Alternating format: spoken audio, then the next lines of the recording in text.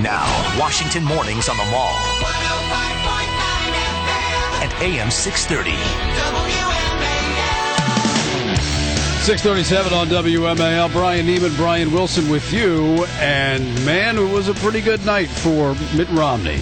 Pretty good night for Mitt Romney. Not necessarily a good night for Barack Obama. If you don't believe me, take a listen to what many Democrats said last night after the debate. A little montage here of Ed Schultz, James Carville, Chris Matthews, Van Jones. Disappointing the president. The president, he had an opportunity tonight. He created a problem for himself on Social Security tonight. He agrees with Mitt Romney. Every liberal in this country knows that Mitt Romney wants to privatize Social Security down the road.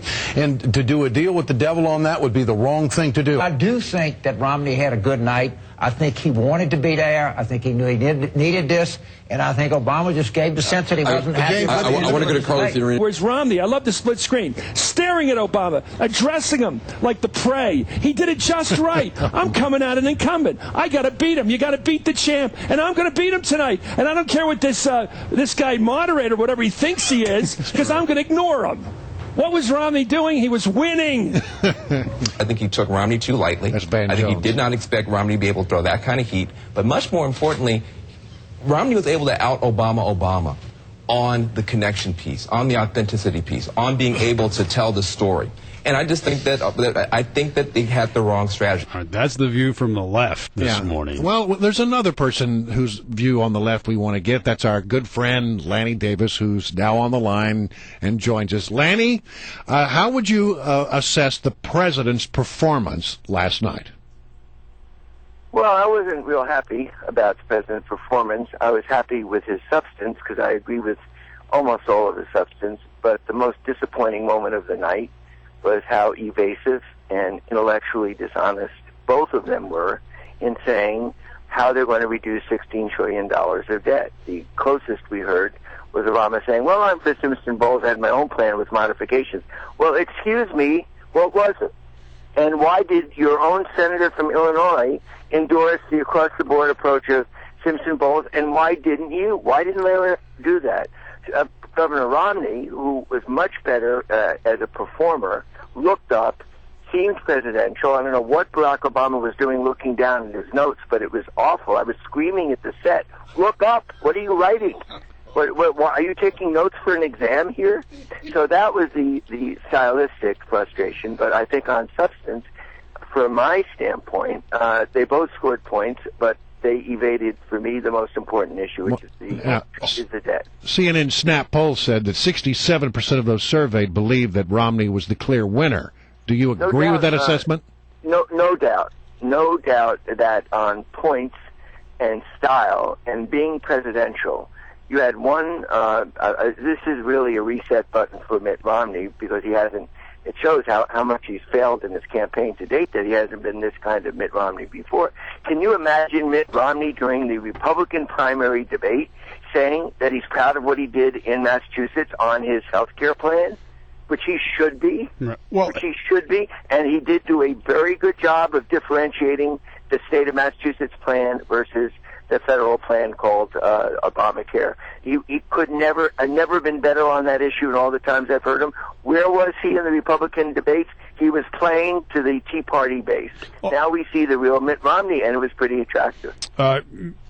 Lanny, and I want to get to what you said about how you agree on the president on substance on this, and I don't understand how you believe that from what you have said on this program many times before. But let me ask you a question about the president. Well, I can explain that. Hold on a second. I want to get to that, but I do want to ask you this. You said that the president, looking down on his notes and the body language was terrible. How does that happen? I mean, come on, they did prep for how many days? I mean, how was he not prepared for this? I have absolutely no idea.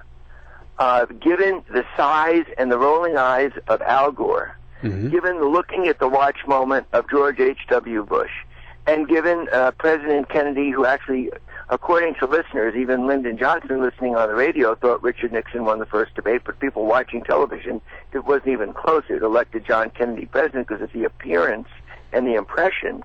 Impressions and appearance are 90% of the deal in a debate. George Bush, my old buddy, beat Al Gore because Al Gore was an arrogant you-know-what, And Bush is a good guy as long as I've known him, and that's what wins. And even the likability issue, which Barack Obama has substantially trounced Mitt Romney up to now, was a dead heat on most of the instant polls. I think that's an important point because, if you look at the polls, it has been that President Obama is viewed as being more likable than Mitt Romney. If he changed that perception last night, then it's a home run. Look out. It's a reset button because, look, the economy can help Barack Obama. I think he's done a great job, and I must say thanks to Bill Clinton in reframing why the economy is in such a mess and why you can't blame it all on him.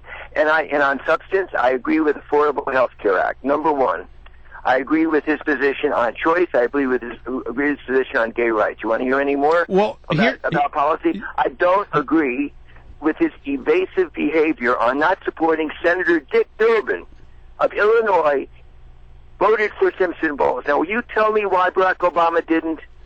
So I bet you know that gets me furious. I know that, and this is what I don't understand about you, because Simpson Bowles is so important to you, and the deficits and the debt is a major issue. Was worse.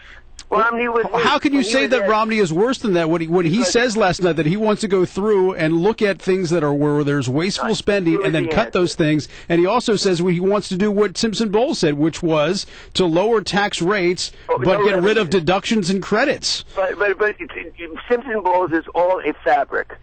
Senator Tom Coburn, one of the most conservative senators in the United States Senate, if in history, supported Simpson Bowles. Yeah. You can't take one piece. And when Mitt Romney says, oh, well, I have my own plan, well, excuse me, without raising revenues, what is your own plan? And he didn't spell it out.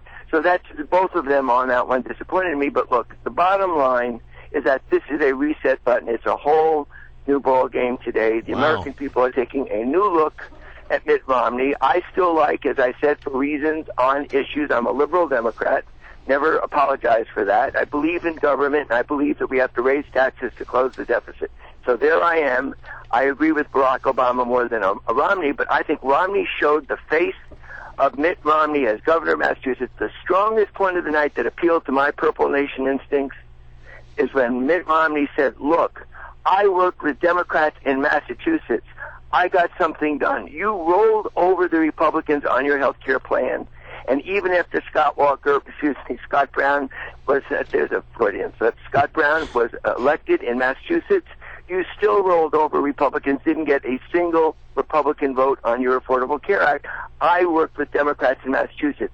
Bingo, the bipartisan approach in Massachusetts. Of course, he never said those words when he was running for president in the primaries because he was appealing to the far-right Tea Party. Now he's a president in the right center, in a traditional conservative place where Ronald Reagan was. Well, we'll have to leave it right there, Lanny, but thank you for joining us. We appreciate it. 645 on 105.